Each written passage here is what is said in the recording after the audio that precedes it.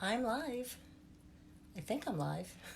I will wait a couple more minutes, making sure that, wow. How do I know? Okay, I know you're out there, somebody. Let me tell you, I just had a little freak out just making sure that I could get onto live. And of course, I forgot all my instructions from Jenna for a couple of minutes, so I was like flipping out.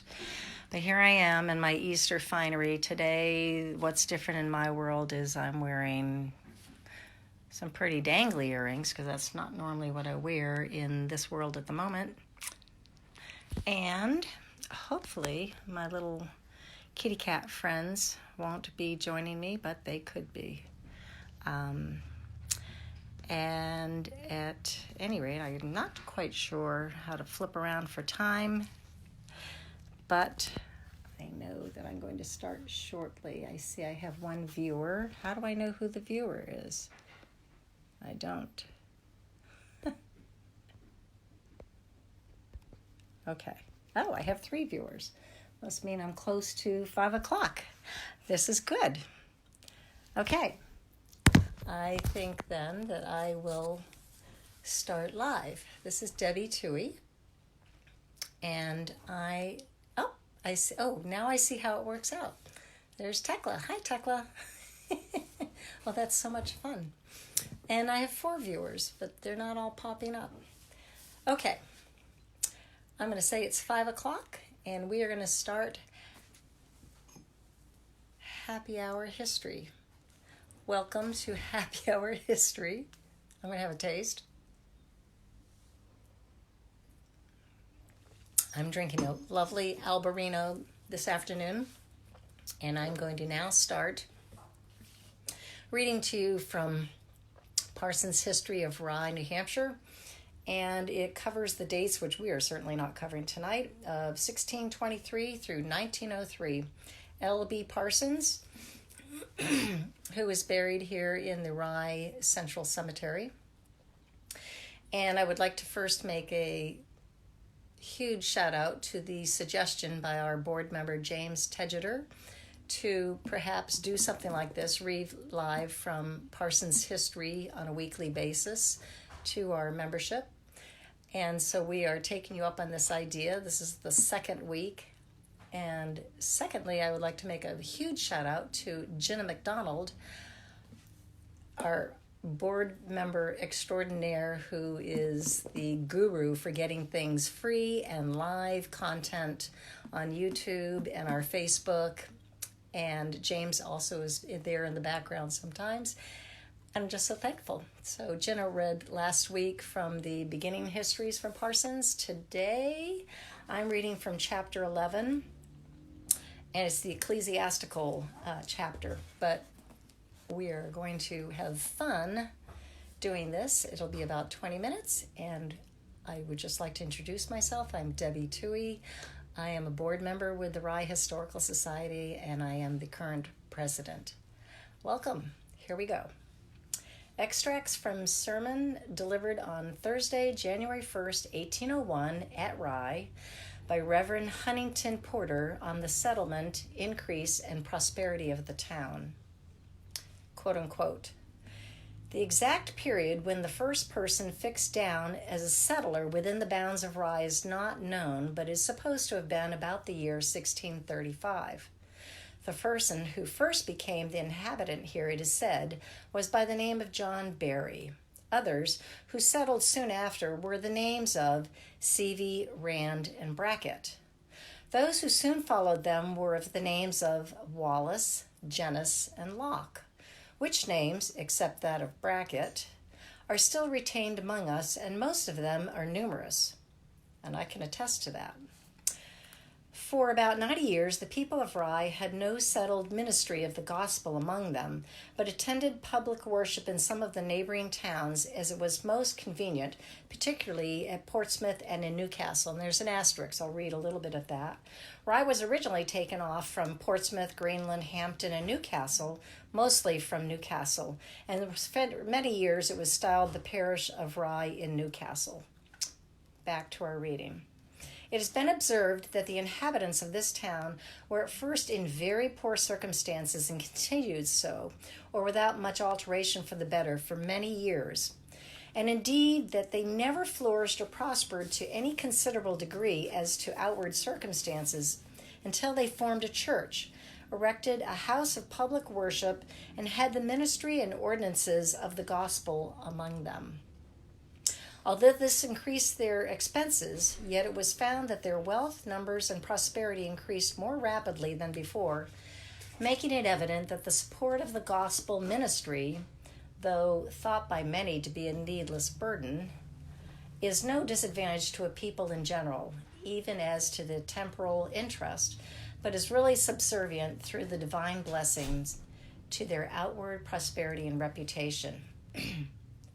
We find that the first house of public worship was erected in this town about the year 1725, another asterisk. And it's been said that the people, when preparing to build the first meeting house, either through want of oxen for the purpose or for some other reason, actually yoked man with man and hauled together the necessary timber. Have at it. Although it was not completed, the first public worship house was not completed until 1729. A church was formed July 20th, 1726, and the first minister settled here was the Reverend Nathaniel Morrill. This is kind of funny coming up. I am sorry, okay, the first minister settled here was the Reverend Nathaniel Morrill, I am sorry to say, of unworthy memory. He was ordained September 14th, 1726, continued in the ministry about 7 years, and then was dismissed. He was a man of acknowledged abilities, and considerable might be said respecting his character in life, both during his ministry and after his dismission. But it is best, perhaps, on the whole, that a veil should be drawn and left over that. No church records, if any, were kept by him, are to be found at this day, and consequently, but very little is to be collected respecting the church or its proceedings at that early period. After Mr. Morrill's dismission, the people, as appears by the town records, were still desirous of having the gospel among them, and made considerable and honorable exertions to that end. Several candidates were applied to and heard on probation, particularly Mr. Solomon Page, Mr. Jeremiah Fogg, and Mr. Nathaniel Gookin, the last of whom, it seems, had a call to settle with them, but for some reason or other was not ordained. Application was then made to Mr. Samuel Parsons, who, after preaching a short time as a candidate, had a call to settle with them in the sacred ministry. And I see that I have Tekla and Jenna, and I'm going. He accepted an invitation and was ordained on the 3rd day of November, 1736. He officiated in the important work until the year 1784, making nearly half a century. On the 29th of December of that year, your present pastor was ordained in colleagueship with this and his worthy and respectable predecessor. So to remind you as how we started, the person who is narrating, who is talking about this, is Reverend Huntington Porter, and that's who was ordained in 1784. He officiated in the important work, okay, and the Reverend Mr. Parsons, though in the latter part of his ministry and life, very infirm by reason of age and repeated paralytic shocks, continued to the 4th of January, 1789, in the 78th year of his age, at which time, we trust, he fell asleep in Jesus and entered into the joy of his Lord. I like this part. His consort survived him about 7 years and 9 months. She deceased October 15th, 1796, leaving behind her a respectable character both as a companion and as a Christian. The memory of the Reverend Mr. Parsons, I am sensible, is still dear to those of you who sat under his ministry and can collect his virtues and his usefulness. During the ministry of the Reverend Mr. Parsons, we find by the church records that 206 persons were admitted into full communion with the church. 1,600 were baptized, and 391 marriages were performed by him. From the close of the year 1784, 49 persons have been admitted to the table of the Lord, and 254 have been baptized. Our present communion consists of about 80 members. Since my residence among you, 27 members of the church have removed from this to other places, and about the same number have died, so that several more during that time have died or removed from the church than have come into full communion with it. Let this be for a lamentation. I'm going to have a sip of wine, and I suggest that you have a drink of your cocktail at the moment, too.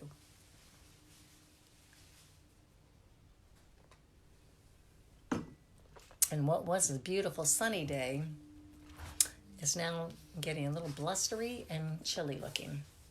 But we're inside cozying up to some history and happy hour. The whole number of persons who in this town have been called off the stage of action and numbered with the congregation of the dead during the last 16 years is 171, of whom 96 were adults and 75 were children, 10 of whom deceased the year past. Solemn warnings to all, to their friends and to the living, to suitably consider and to lay to heart what by divine appointment it may not be improper to look back to those early times when our progenitors were so much harassed by the savages of the wilderness, who made repeated and vigorous attempts to destroy their settlement. This is kind of some interesting history coming up. In those times, this town experienced some share of their sanguinary deeds.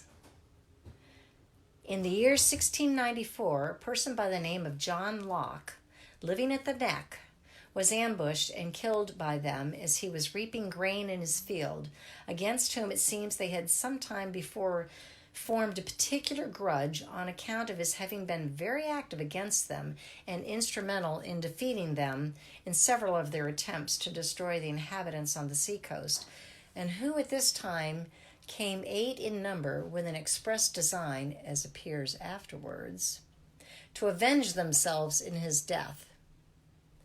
And having accomplished their bloody purpose, returned again without doing any other material damage.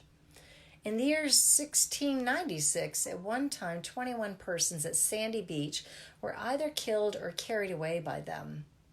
About the same time, a person by the name of Walford was killed in this town, as he was going with a message from Portsmouth to Newbury, Mass. The fatal eminence on which he received his death wound has ever since borne the name of Walford's Hill. I am not quite clear where that is, but some of you might know that, and I would love to know in the future. In the late American Revolutionary War, or War with Great Britain, this town experienced the loss of 38 of its inhabitants, partly by sea and the rest by land, most of them young men dear to their friends, and for whom the tears of affection and condolence have yet scarcely ceased to flow. Situated as we are on the sea shore, it may not be thought improper to take some notice of the number of those unfortunate persons who, within present recollections, have lost their lives on this coast. According to the accounts of the most aged among us, 26 persons, chiefly strangers, have at different times been drowned on or near the coast within the limits of this town, whose sepulchres in general are among us. To the most of whom, those strangers, a decent burial was given, attended with those solemnities which are usual on formal occasions. Notwithstanding, the occurrences and events now related may serve to excite sensations that are sad and gloomy, yet we have, my friends, abundant occasion on this day to feel and express sentiments of gratitude and joy on account of the present increasing wealth, growing numbers, and rising improvements of this town. At the beginning of the century just closed, there was, it seems, but little appearance here of any cultivation, of any comfortable subsistence, or of any pleasing prosperity. The inhabitants, few in number, were low, destitute, and miserable. But now, through the blessings of God accompanying the industry and exertions of men, and women, we would note, that's me saying that, the change is very visible and to be gratefully noticed. Where there was nothing then but a waste and dreary wilderness, there now are well-fenced and well-cultivated fields. Where there was then abject poverty, there now is smiling abundance and wealth. Where there was wretchedness and misery, there is now pleasing prosperity and happiness. Where there was nothing growing once but trees and shrubs, wild and fit only for fuel, there are now beautiful rows of trees, yielding fruit and wine to cheer the hearts of men and women. Let us now take another sip to toast to that. Yay.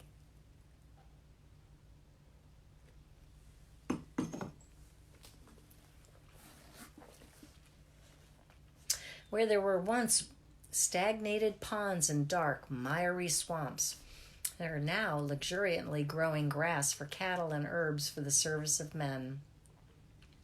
Where there was once formerly great ignorance and scarce any means of instructions, there are now free schools and good instructions to train the youths to knowledge and usefulness. Hi, James. Glad you joined us. Where there was no temple erected for the divine worship and honor, there is now a house of God, and where there were very few in number to convene at the sanctuary for public worship, there is now be held an assembly that is large and respectable. The general affairs of this town, both church and state, have for a considerable number of years at least been conducted with great peace and unanimity, and public worship here, it has frequently been observed, is exemplarily attended, free from sectaries, and in general one sentiment. We have within ourselves enjoyed a good degree of peace and social happiness, as well as of outward increase and prosperity. It is asserted with confidence, and as a worthy of remark, that no person ever died in the town of Rye whose estate has been represented insolvent. When we take a retrospective view and consider the toils and hardships of our forefathers of this country and in this town, the difficulties and the dangers which they had to contend, and the great scarcity of the means and comforts of life under which they labored, together with the inconveniences, and many of them experienced with regard to attending public worship and the ordinances of religion, in contrast of their own situation at this present time with that of theirs then, how evidently does it appear that we are highly distinguished from them and have much cause of gratitude and joy. The principal cause of this town's not containing a greater number of inhabitants at present than it does are the removals from it into the countryside. These removals, you are sensible, have been frequent and numerous. It is an observation that has been made, and I am inclined to think a just one, that this town, according to the bigness of it, if not without exception, has furnished a greater number of settlers for the interior parts of the country than any other town in the state. Witness, Epsom, Rochester, Barrington, Chester, and numerous other towns which recognize the origin of many of their inhabitants from this place. And the churches in a number of these towns that were first formed, in part, by members removed from the Church of Christ here. So that the connection between this town and the country is very considerable. And in many of the inland settlements, a traveler from this place may generally and pretty easily recognize a kinsman, a cousin, a father, a brother, a son, maybe through FaceTime, maybe through Zoom these days. This town has in times past has been reputed unhealthy. Physicians and some others have observed that sickness and mortality have been more frequent here in proportion to the number of inhabitants than in other places in general. Particularly rheumatisms, agues, asthmas, physics, consumption, palsies, and some kinds of fever have been unusually prevalent, And if so, the predisposing cause may, perhaps, have been the large proportion of low, wet grounds and stagnated, miry swamps with which this town has abounded, from which naturally arise noxious vapors and exhalations injurious to the constitutions and healths of the people. But these low places being now more generally cleared and laid open to the genial influences of the heavens, then henceforth the air is become more dry, pure, and salubrious. Hey, Paige, glad you joined us. And consequently, the inhabitants in generally more healthy than formerly.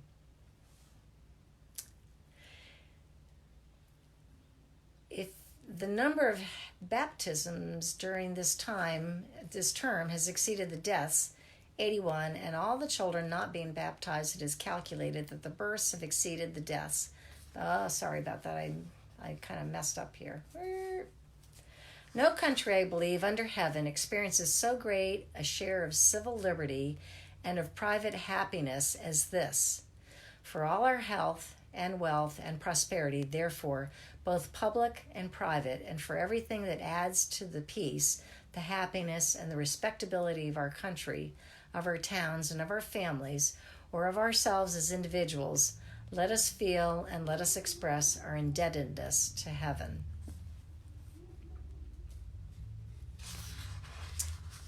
And I would like to close with two pieces that I found earlier this week. And just recognizing that it's Easter, that it's COVID-19, that people are stressed, that we have to wear face masks, we have to stand in line by numbers to get into a grocery store, we have to shop. It's just so very difficult for the people that are working. The first responders aren't just emergency people, they're the people stocking grocery stores, ordering, they're the people that are cleaning up, etc., etc. They're out there. I mean, it's so numerous. So with that said, I would like to read something from a fellow whose name is Spike Milligan. He was an English-Irishman, a comedian, a writer, a poet, and a playwright. And I took this from Dear Annie earlier in the week. And we can all take this practical wisdom about social distancing, smiling at one another from afar. From Spike Milligan, here's a poem. Smiling is infectious. You can catch it like the flu. When someone smiled at me today, I started smiling too. I passed around the corner and someone saw my grin. And when he smiled, I realized I passed it on to him. That I realized it's worth. A single smile just like mine could travel around the earth. So if you feel a smile begin, don't leave it undetected. Let's start an epidemic quick and get the world infected. Let's start a smiling movement to help end the coronavirus and loneliness out there. Let's do this together. Smile. It doesn't take much to do, and it makes somebody else feel like you recognize them at least from a distance, even if you never spoke. And lastly, I would like to leave this with you. This quote. The best remedy for those who are afraid, lonely, or unhappy is to go outside somewhere where they can be quiet, alone with the heavens, nature, and God. Because only then does one feel that all is as it should be and that God wishes to see people happy amidst the simple beauty of nature. I firmly believe that nature brings solace in all troubles. Anne Frank. So I will close today's happy hour history by thanking you for joining us and by telling you that next week at 5 p.m. tune in. James Tegeter will be reading from Parsons History, 5 o'clock. If you would like a copy of Parsons at some point in time of your own, we sell it at the Historical Society, and you can reach us on our website, which is Rye New Hampshire Historical Society.org. That's all for today. I'm Debbi Toohey. I thank you for joining me. I thank you for being well, healthy, and we'll see you next week. Bye.